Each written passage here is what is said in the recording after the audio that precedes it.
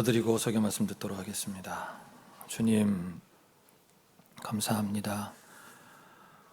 주님의 날 저에게 허락하시고 또 우리가 이렇게 함께 예배드릴 수 있도록 인도하심을 감사합니다. 그 인도하심에 순종한 이들이 여기 모여 있습니다. 함께 예배를 드립니다. 주님 우리의 예배 받아 주옵소서.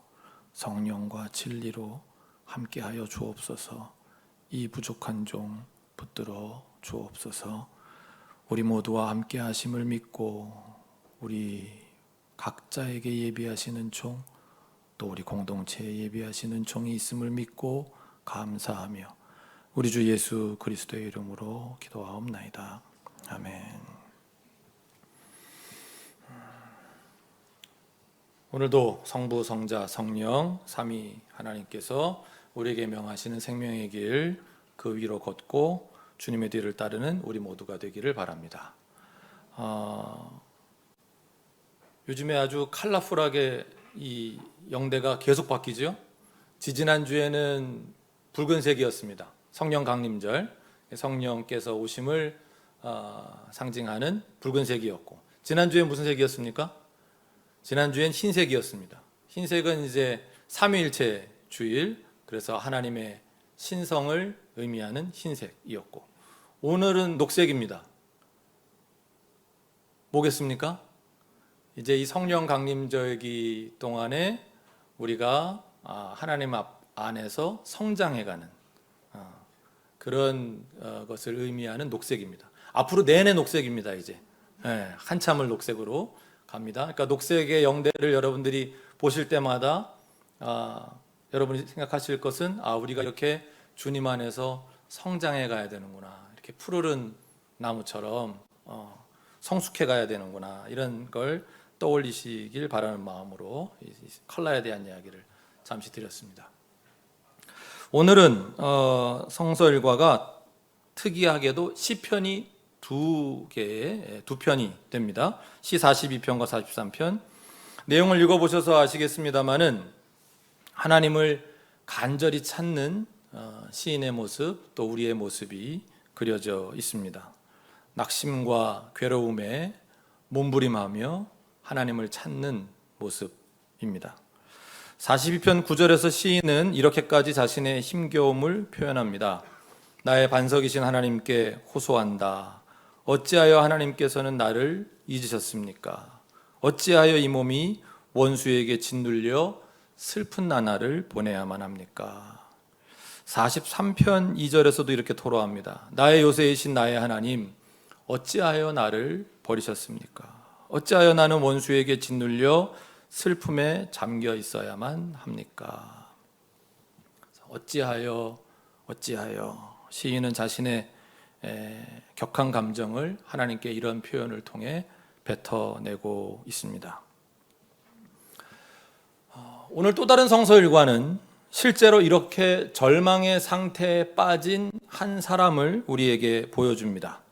열왕기상 19장 본문의 엘리야 선지자입니다.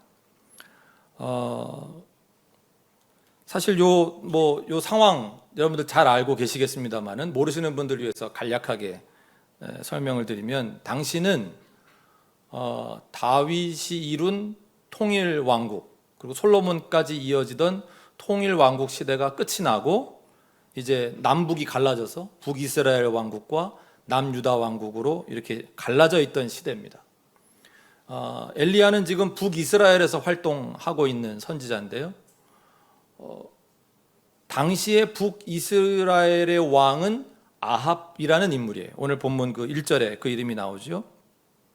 근데 이 아합 왕이 정치를 제법 잘했던 것 같습니다. 당시의 북이스라엘은 경제적으로 제법 부유했다고 전해집니다. 주변국들과의 관계를 좋게 하면서 무역을 잘 했던 거죠. 그래서 왕비도 외국 여성입니다. 거기 1절과 2절에 등장하는 이세벨이라고 하는 이름의 유명한 왕비, 외국 여성이죠. 외국 여성을 이제 아내로 맞으면서 군사적인 또 동맹, 경제적인 어떤 유대 관계, 이런 것들을 이제 잘 맺고 한 겁니다. 근데 문제는 언제나 그렇습니다만은 그렇게 약간 안정되고 약간 부유해지면서 하나님 백성인 하나님 자녀인 그런 하나님 백성으로서의 정체성을 이 북이스라엘 왕국 전체가 빠르게 이제 잃어가고 있었던 겁니다. 자신들의 정체가 흔들리는 위기가 온 거죠.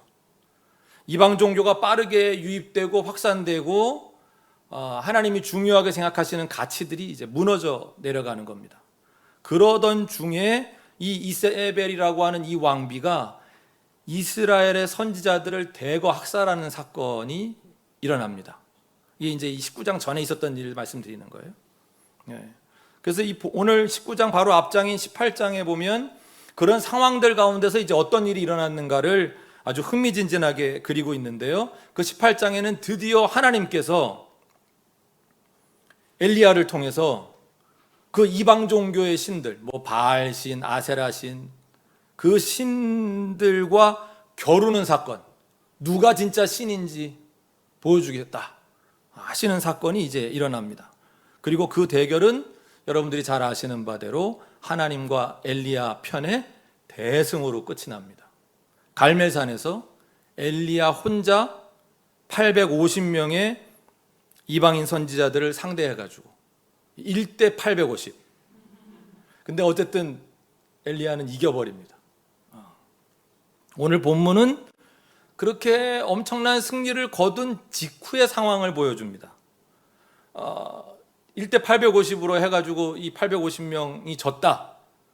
자기가 데려온 그 바알 제사장들, 선지자들, 아세라 선지자들이 다 죽었다. 이 얘기를 듣고 이제 왕비 이세벨이 오늘 본문 2절에 보면 완전히 이제 뚜껑이 열린 거죠. 내가 엘리야를 죽여버리겠다. 내가 너를 못 죽이면 내가 죽는다. 이러고 막 난리가 난 거예요. 그럴 수 있죠. 근데 여기 3절부터가 사실 약간 반전입니다. 지금 엄청난 승리를 했잖아요, 엘리야가. 그러면 우리가 예상하는 이세벨의 반응은 뭐 예상이 되는 거고, 그러면 엘리야가 뭐라고 하겠어요? 그래? 죽으면 죽으리라. 내게는 하나님이 계시는데 뭐가 겁나랴? 이래야 맞을 것 같은데 3절, 4절 엘리야는 두려워서 급히 일어나 목숨을 살리려고 도망하여 유다의 브엘세바로 갔다. 그곳에 자기 시종을 남겨두고 4절 자신은 홀로 광야로 들어가서 하룻길을 더 걸어 어떤 로뎀나무 아래로 가서 거기에 앉아서 죽기를 간청하며 기도하였다. 주님, 이제는 더 바랄 것이 없습니다. 나의 목숨을 거두어 주십시오. 나는 내 조상보다 조금도 나을 것이 없습니다. 엘리야는 두려웠습니다. 아주 급하게 도망치기 바빴습니다. 그래서 북이스라엘 왕국 어디 찾기 어려운 그런 데로 숨어든 게 아니라 멀리 도망갔습니다. 어디로 도망갔다고 했습니까? 유다의 브엘세바. 지도 한번 보여주실까요? 첫 번째 지도. 네. 지금 갈멜산은 저기 갈릴리 호수에서 이쪽 그 지중해 쪽으로 있는 쪽에 갈멜산이 있고요. 사건은 거기서 일어나는데 브엘세바는 어디 있어요? 저기 예루살렘도 지나서. 네. 당시는 북왕국과 남왕국이 이렇게 갈라져 있었다 그랬잖아요. 국경을 넘어서 도망을 간 겁니다.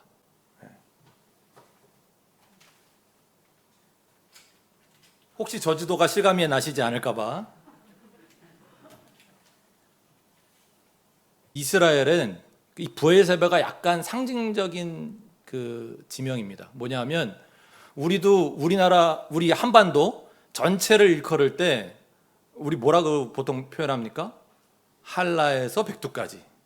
80년대 많이 하던 얘기죠. 백두에서 한라까지. 이러면 이제 한반도 전체를 일컫는 말이잖아요. 이스라엘에도 똑같은 그런 식의 표현이 있습니다. 단에서부터 브엘세바까지. 그러면 이게 단은 이스라엘 자기네 영토의 제일 북쪽 끝. 그리고 제일 밑에 끝은 부엘세바다 이런 얘기입니다. 그러니까 지금 어디까지 도망간 거예요? 자기네 영토의 제일 밑에까지 도망간 거예요. 자기가 갈 수 있는 한 최고로 멀리 간 거예요. 겁나가지고. 그게 이 지도에는 이게 이스라엘 전도인데요. 단은 여기 안 들어갔어요. 단은 더 위에 있는데. 근데 거기서부터 해가지고 부엘세바는 어디냐면 여기 있어요. 여기. 갈메사는 여기고 여기서부터 이제 여기까지. 이게 이제 꽁지가 빠지게 국경을 넘어서 도망간 겁니다. 어떻게든지 아합 왕과 이세벨 왕비의 그 영향력이 좀 덜 미칠 것 같은 데까지 도망을 간 거죠. 그러고 나서도 홀로 광야로 하루길을 더 걸어서 어떤 로뎀 나무 아래로 가서 거기에 앉아서 죽기를 간청하며 기도하였다 그랬습니다. 이 로뎀 나무는요, 이렇게 생긴 나무입니다. 저게 로뎀 나무거든요. 저거 뭐 무슨 나무라고 할 수도 없죠. 네. 저기 아래로 어떻게 기어 들어갔는지도 잘 모르겠는데, 네. 저 나무는 무슨 기대어 앉거나 뭐 그 그늘 아래에서 쉴 수 있는 그런 수종이 아닙니다. 그러니까 지금 이 장면은 엘리야의 그 절망의 정도가 얼마나 깊은 것인지를 우리에게 상징적으로 보여주는 그런 장면입니다. 이미 160km 정도를 도망쳐 왔는데, 걸어서. 그게 우리 동백에서부터 밑으로 내려가면요, 전라도 쪽으로 내려가면 한 익산, 보여주세요. 익산 정도 돼요. 그러니까 전주 바로 위에 익산. 전주까지가 한 180km. 경상도 쪽으로 도망가면 한 상주까지가 한 160km 돼요. 걸어서 도망간 거예요, 지금. 근데 날씨나 좋아요? 거기가? 지금 지도상으로 보면 뭐 그래도 뭐 조금 파릇파릇한 데가 있기는 한데 얼마나 더워요, 저 나라가. 저기 도망갔어요, 그만큼. 갔는데 근데 또 하루길을 더 걸어서, 굳이 더 걸어서 로뎀나무 아래, 백향목나무도 아니고, 뭐 우리나라로 치면 무슨 소나무, 참나무 뭐 이런 그늘 밑에, 뭐 밤나무 밑에 이런 것도 아니고, 밤나무 밑에는 안 되겠다, 찔릴 수도 있으니까. 자, 어쨌든 그런 것도 아닌 로뎀나무에 기대어 그 아래 있다는 건 뭘 보여주시는 거예요? 정말 비빌 언덕조차 없는 우리 인간의 실존, 이런 걸 보여주시는 거죠. 의지할 때라고는 정말 아무것도 없는 한 인간의 그 절망의 끝을 보여주는 그런 장면입니다. 그런데 이 이야기가 여기서 끝이 아니에요. 여기서 뭐 하나님이 뭐 해서 뭘 먹고 뭐 한 장면은 오늘 본문엔 빼져 있더라고요. 그거 빼고 나서 8절에 보니까 어떻게 해요? 이제 음식을 먹고, 하나님 주시는 음식을 먹고 힘을 얻어서 뭐 했어요? 밤낮 40일 동안을 걸어 하나님의 산인 호렙산에 도착했다 그랬습니다.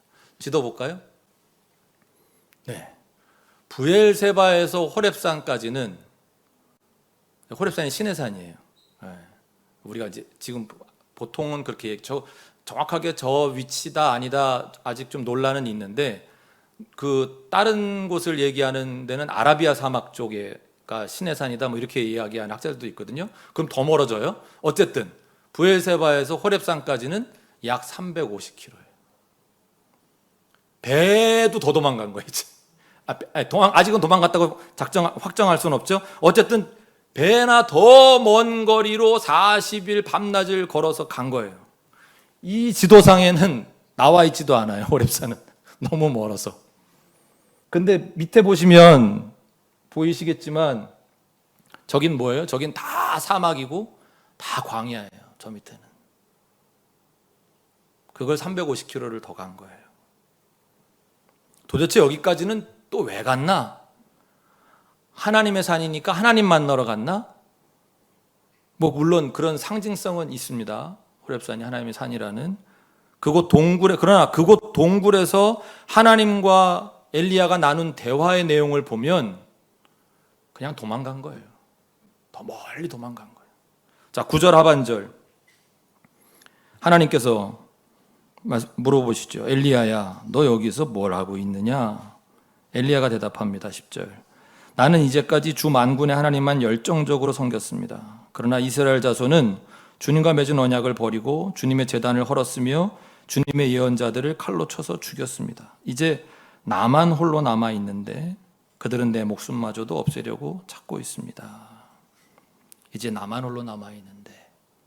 이 대답은 한 번 더 등장합니다. 13절, 14절. 거기서 똑같이 엘리야야 너는 여기에서 무엇을 하고 있느냐 물어보시니까 사실 그 11절, 12절도 뭐 드릴 말씀이 있지만 오늘 일단 요지에서 벗어나서 일단 지나가겠습니다. 엘리야가 대답합니다. 똑같이 나는 이제까지 주 만군의 하나님만 열정적으로 섬겼습니다. 그러나 이스라엘 자손은 주님과 맺은 언약을 버리고 주님의 제단을 헐었으며 주님의 예언자들을 칼로 쳐 죽였습니다. 이제 나만 홀로 남아 있는데 그들은 내 목숨마저도 없애려고 찾고 있습니다. 엘리야가 왜 그렇게까지 두려워했습니까? 왜 그렇게까지 멀리 도망가야만 했습니까? 이제 나만 홀로 남아 있다 라고 생각했기 때문입니다.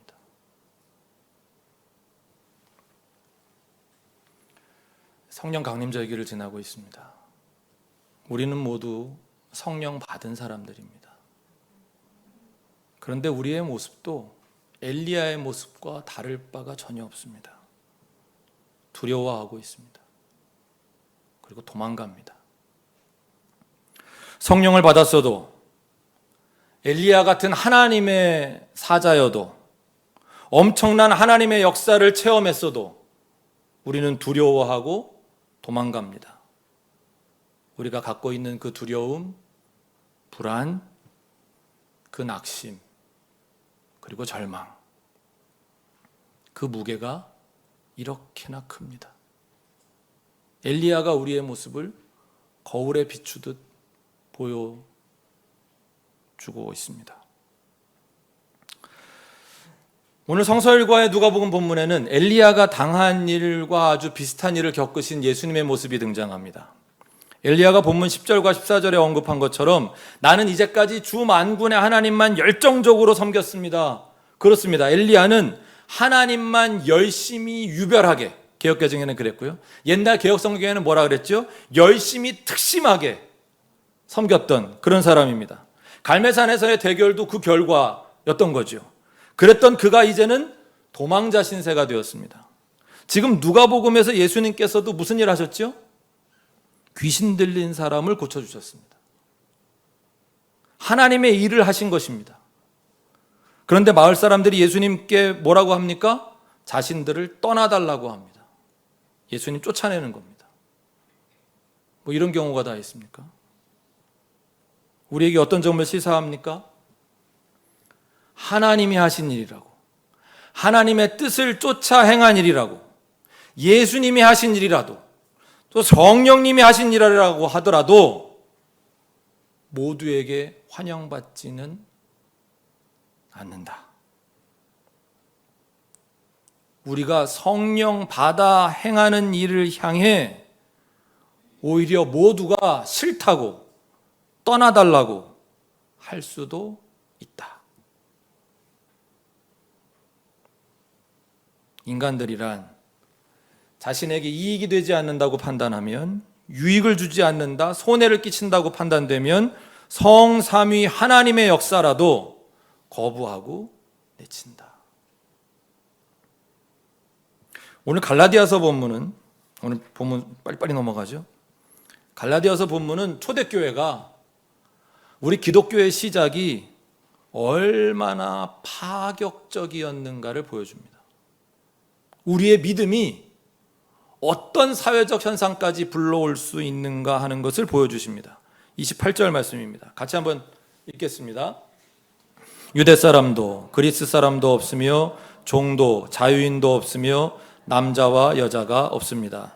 여러분 모두가 그리스도 예수 안에서 하나이기 때문입니다. 아멘. 엄청난 파격입니다. 정말 그 시대의 모든 질서를 무너뜨리는 겁니다. 파괴하는 겁니다. 유대 사람들의 선민의식 유명하죠. 자신들은 신의 선택을 받은 민족이라는, 그래서 자신들 외에 다른 민족을 개, 돼지 취급하던 걸 생각하면 유대인인 바울의 입에서, 그의 편지에서 유대 사람도 그리스 사람도 없다 라는 표현이 나온다? 그들이 함께 하나의 교회를 이룬다? 한 공동체를 이룬다? 상상이 안 가는 일입니다. 철저한 계급사회인 고대사회에서 자유인도 종도 없다? 즉 노예도 없다? 계급의 구분이 없고 차별이 없다? 어떻게 이런 발상이 가능한가? 그때까지 누구도 경험해 본 적이 없는 그런 사태인데, 여자는 사람으로 취급받지 못하던 시대에 오늘날까지도 여성의 인권이 남성과 동등하다고 할 수 없는데, 고대 시대에 남자와 여자가 없다? 왜 그렇다고 하셨습니까? 여러분 모두가 그리스도 예수 안에서 하나이기 때문이다. 여러분, 이런 선언은 이건 인간의 머리에서 나왔다고는 그렇게 보기는 어려운, 믿음으로 인한 하나님의 선물이 아니고는 가능해 보이지 않는. 그러니 어땠을까요? 이런 초대교회의 파격도 환영받았겠는가? 엘리야가 하나님의 뜻에 따라 이스라엘의 정체성을 되찾으려고 했던 일들이 그들 이스라엘 사람들로부터 환영받지 못했습니다. 그래서 엘리야는 지금 죽음의 위협 앞에 놓여 있어요. 예수께서 하나님의 뜻에 따라 귀신 들린 사람을 고쳐주셨어요. 그 공동체로부터 철저하게 격리당하고 배제당하고 있던 그 귀신 들린 사람을 고쳐주셨는데 오히려 쫓겨나세요. 초대교회가 하나님의 뜻에 따라 그리스도 예수 안에서 모두가 하나임을 현실화하고자 할 때, 당시 그 어떤 사회, 문화, 종교에서도 꿈조차 꾸지 못했던 모든 차별과 구별의 철폐를 이루어내었을 때 과연 어떤 반응이었는가?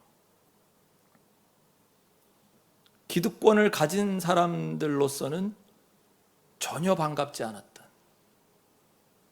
그래서 로마 제국의 박해를 받을 수밖에 없었던 일인 거죠. 오늘 성경에 있는 표현만 문자 그대로 언급한다면, 유대인이면서 자유인이고 그리고 남자인 사람들에게는 더더욱 이런 교회의 파격이 받아들여지기 어려웠을 겁니다. 그런데 사실 이런 존재의 대표가 누구죠? 바울이에요.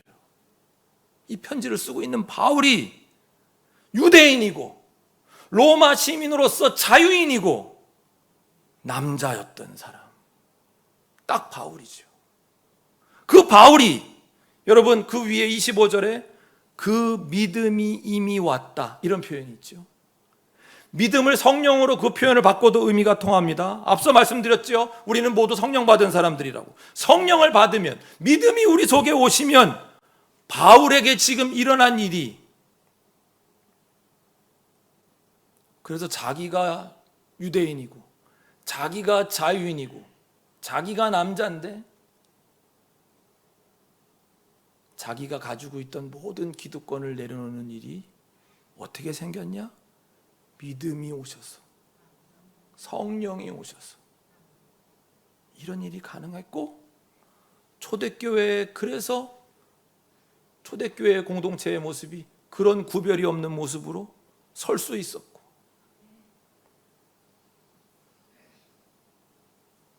우리도 성령을 받으면, 믿음이 우리 속에 오시면 사도 바울에게 일어난 일이, 초대교회에 일어난 일이 우리 교회 가운데도 일어나는 줄로 믿습니다. 바로 자신의 기득권을 내려놓는 일 말입니다. 28절에서 여러분 모두가 그리스도 예수 안에서 하나이다. 우리가 엄청나게 많이 고백하는 신앙 고백 가운데 하나입니다. 우리는 모두 그리스도를 머리로 하는 그 한 몸의 지체들이다. 어떻게 우리가 하나라는 말을 보일 수 있습니까? 그래서 바울은 어떤 태도를 취한 것입니까? 약자의 편에 서는 겁니다. 나는 유대인이지만 그리스 사람, 즉 이방인의 편에 서는 것. 나는 자유인이라도 종, 즉 노예의 편에 서는 것. 나는 남성이지만 여성의 편에 서는 것. 왜 그래야 합니까? 그래야 하나임이 드러나니까.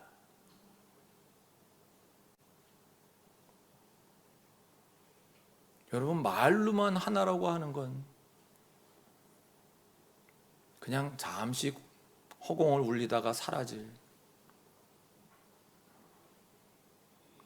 내가 유대인으로 이방인을 계속 차별하면서 이방인들에게 우리는 하나야, 우리는 예수 안에서 하나야 라고 말할 수 있습니까?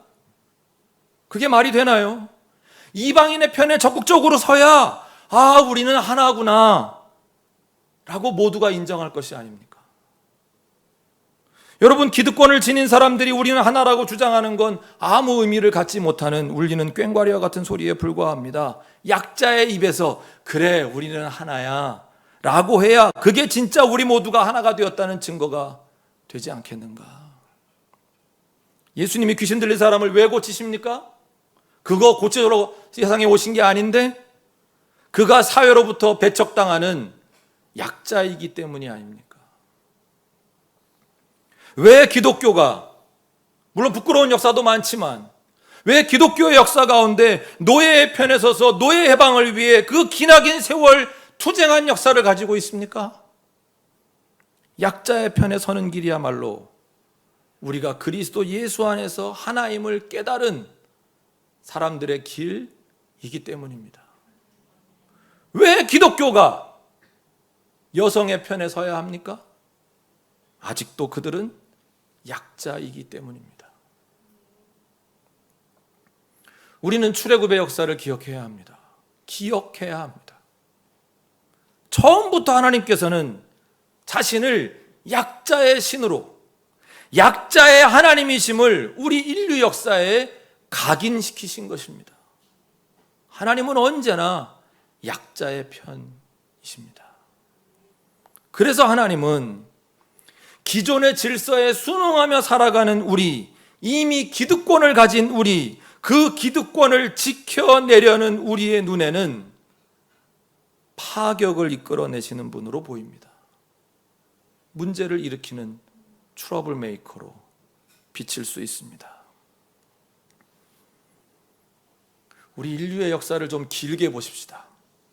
역사는 언제나 기득권을 강고하게 하려던 이들을 그 자리에서 끌어내리는 방향으로, 그 기득권을 무너뜨리는 쪽으로 전개되어 왔습니다. 아수르, 바벨론, 애굽, 페르시아, 이런 고대 제국부터 로마, 가깝게는 해가 지지 않는 나라인 영국, 영연방, 무적 함대 스페인, 러시아 제국, 다 천년만년 갈 줄 알았던 제국들입니다. 우리 아시아의 역사도 그렇고요. 중국의 모든 역사가 그랬고, 우리 한국의 역사가 그랬고, 모든 제국의 역사, 모든 왕국의 역사는 어떻습니까? 창업의 시대가 있어요. 어지러운 시대를 수습하면서 나라를 세워요. 그러다가 막 발전해 가요. 전성기를 누려요. 그러면 그 전성기가 영원한 제국은 없습니다. 영원한 나라는 없습니다. 반드시 전성기의 시대를 지나고 마지막 가면 그 기득권을 끝까지 놓지 않으려고 몸부림치다가 결국 무너지는 그 멸망의 역사가 언제나 반복되어 왔습니다. 역사를 짧게만 보면 기득권을 쥐고 있는 이들이 늘 승리했던 것으로 착각하기 쉽습니다. 그러나 결코 그렇지 않습니다. 조금만 더 길게 보십시다. 그러면 우리는 기꺼이 고백하게 됩니다. 뭐라고? 하나님께서 역사의 주관자시라고. 왜요? 시대의 약자의 편에 서시는 하나님, 약자들의 울부짖음에 응답하시는 하나님께서 언제나 역사의 물꼬를 돌려오셨으니까. 압제자와 강자를 무너뜨리는 방향으로 말입니다. 언제나 그랬습니다. 그렇다면 우리 그리스도인들의 삶이란 어떤 선택으로 이어져야 하겠습니까? 나의 기득권을 내려놓을 수 있는 방향의 선택. 약자 편에 서는 쪽을 선택하는 것으로 가야 할 것입니다. 왜요? 하나님의 역사가 그 방향을 향해 가고 있으니까. 그것이 하나님 편에 서는 길입니다. 그것이 하나님의 뜻을 쫓는 길입니다. 그것이 그리스도 예수 안에서 우리가 하나임을 입증하는 길입니다. 초대교회처럼 우리도 이방인 편에 섭시다. 종의 편에 섭시다. 여성의 편에 섭시다. 더 있겠지요? 우리 사회의 약자들이 누구인지에 따라. 그렇게 해야만 우리가 그리스도 예수 안에서 하나임을 입증할 수 있고 29절 말씀처럼 약속을 따라 정해진 상속자들임을 증거할 수 있습니다. 다시 엘리야 이야기로 돌아가 볼까요? 엘리야는 왜 그렇게까지 두려워하고 절망했습니까? 아까 우리가 10절과 14절에서 본 것처럼 이제 나만 홀로 남아있다고 생각했기 때문이었습니다. 우리에게 무엇을 가르쳐 주십니까? 혼자서는 당해낼 수 없다는 겁니다. 무엇을요? 사탄의 공격을, 두려움과의 싸움을, 절망과의 싸움을. 그래서 우리는 서로가 서로에게 말해 주어야 합니다. 당신은 결코 혼자가 아니야. 우리 옆에 있는 분 보고 한번 해볼까요? 부흥회는 아니지만 당신은 결코 혼자가 아니야. 너는 결코 혼자가 아니란다. 어머니는 결코 혼자가 아니세요. 우리도 엘리야처럼 멋진 승리 후에 도망가지 않으려면 함께 해야 됩니다. 연대한다 그러잖아요. 특별히 우리는 약자들과 연대해야 되는 거예요. 하나님의 뜻이 거기에 있기 때문에. 혼자서는 무너집니다. 당해낼 수 없습니다. 하나님과 깊은 교제 가운데 들어가기 위해서 혼자만의 시간을 가져야 되지만 거기에 머물러 있으면 안 됩니다. 그 시간과 함께하는 시간이 늘 같이 있어야 돼요. 자, 오늘 열왕기상 본문의 마지막에 하나님께서 엘리야에게 무슨 지시를 내리십니까? 15절 상반절에 보시면 너는 돌이켜 광야 길로 해서 다마스쿠스로 가거라. 다마스쿠스가 어디에 있는지 지도 한번 볼까요? 네, 그동안 도망쳐 온 길보다 훨씬 더 가야 됩니다. 더 거슬러 올라가야 됩니다. 시사하는 바가 있죠? 괜히 도망치지 마십시다. 돌아오느라고 더 고생해요. 개고생합니다. 돌아오느라고. 갈멜산에서 바로 다메섹으로 갔으면 훨씬 더 가까울 것을. 갈멜산 보이시죠? 네. 자, 여기 다메섹 또는 다마스쿠스, 여기 가서 엘리야가 받은 인상적인 말씀이 오늘 본문에는 안 나와 있는데 그 본문 조금 밑에 내려간 18절에 이런 말씀을 하나님이 하십니다. 그러나 나는 이스라엘에 왜 갑자기 울컥하죠?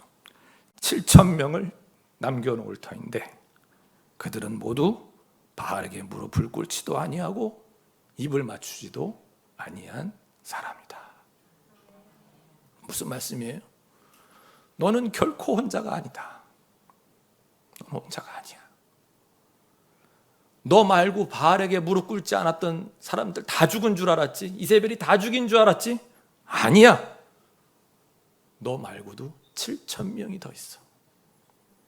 여러분, 성경에서 7과 1,000은 이건 완전수 곱하기 많다는 뜻이 뭐예요?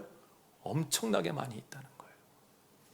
너와 함께 할 사람, 너와 연대하여 하나님의 뜻을 쫓아 살려고 하는 사람, 너와 함께 약자의 편에 설 사람, 아직도 엄청 많아.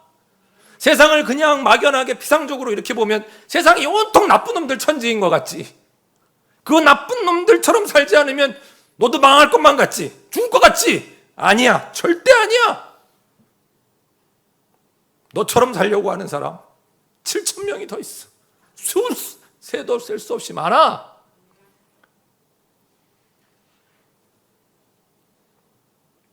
우리는 나 혼자 남았다라고 생각하면 두려움에 떨 수밖에 없습니다. 천하의 엘리야 선지자도 지금 그걸 경험하시는 거예요. 하물며 우리가 어떻게 감당하겠습니까? 내가 혼자라고 생각하면. 그런데 같이 하늘 가는 길 가고자 하는 사람들이 아직 많이 있습니다. 우리는 그분들과 함께 해야 합니다. 약자의 편에 같이 서야 합니다. 그렇게 서로가 하나 되고 함께 할 때 우리는 끝까지 이 하늘 가는 길을 걸어갈 수 있습니다. 설교를 정리하겠습니다. 시 42편 기자는 9절에 어찌하여 하나님께서는 나를 잊으셨습니까? 어찌하여 이 몸이 원수에게 짓눌려 슬픈 나날을 보내야만 합니까? 라고 하나님을 원망하며 낙심하기도 했지만 42편 11절로 시를 마무리합니다. 내 영혼아, 네가 어찌하여 그렇게 낙심하며 어찌하여 그렇게 괴로워하느냐? 너는 하나님을 기다려라. 이제 내가 나의 구원자, 나의 하나님을 또다시 찬양하련다 라고 끝납니다. 43편 기자도 같습니다. 2절 어찌하여 나를 버리셨습니까? 어찌하여 나는 원수에게 짓눌려 슬픔에 잠겨 있어야만 합니까? 라고 했지만 마지막 절인 5절에서 시인은 내 영혼아 어찌하여 그렇게도 낙심하며 어찌하여 그렇게도 괴로워하느냐? 하나님을 기다려라. 이제 내가 나의 구원자 나의 하나님을 또다시 찬양하련다 라고 말입니다. 하나님을 원망할 때에 어찌하여 내게 이렇게 하십니까? 어찌하여? 이 어찌하여와 스스로를 일깨울 때 어찌하여 낙심하고 있냐? 어찌해서 이렇게 두려워하고 있느냐? 라고의 어찌하여가 같은 표현이지만 내용이 엄청나게 많이 다릅니다. 우리 하나님을 기다립시다. 어찌하여 우리의 믿음을 잃어버리고 두려움에 떨며 도망만 치려 하십니까? 어떻게 하면 우리의 기다림이 하나님을 경험하는 기다림이 될 수 있을까? 우리는 여기에 오히려 초점을 맞추고 하나님을 기다려야 할 것입니다. 하나님에 대한 믿음을 잃어버려 기다리지 못하는 우리의 모습을 엘리야를 통해 보십시다. 여러분, 자기 능력으로 갈멜산에서 엘리야가 이겼습니까? 1대 850? 예? 하나님의 능력이었잖아요. 하나님께 부름받은 우리에게, 성령께서 임하신 우리에게 필요한 것은 우리의 능력이 아닙니다. 우린 자꾸 착각을 해요. 능력은 오직 하나님의 능력입니다. 우리에게 필요한 것은 그분에 대한 믿음이죠. 우리 믿음의 사람답게 하나님을 기다리십시다. 기다리는 동안 어떻게 살아야 하나님을 경험하겠습니까? 누가복음 본문이, 갈라디아서 본문이 초대교회의 모습에서 그 답을 찾을 수 있습니다. 하나님의 뜻을 지키기 위해 귀신 들린 사람, 이방인, 종, 여성으로 대표된 이 시대의 약자편에 서는 삶을 살아가십시다. 그것이 하나님을 기다리는 자의 삶의 모습일 것입니다. 강자편에 서고 기득권을 더 굳건하게 하려는 하는 모습, 하나님이 싫어하시는 지배자의 모습이 아닙니까? 하나님을 기다립시다. 우리의 하나님에 대한 믿음을 행동으로 입증하는 길, 약자편에 서는 것입니다. 그들과 하나가 되는 것입니다. 서로 사랑으로 수고하며 하나님을 기다립시다. 궁극적인 부활의 승리를 희망하며 하나님을 기다립시다. 이것이 우리가 걸어갈 하늘 가는 길임을 언제나 기억하는 저와 여러분 모두가 되기를 주님의 이름으로 축원합니다. 기도하겠습니다.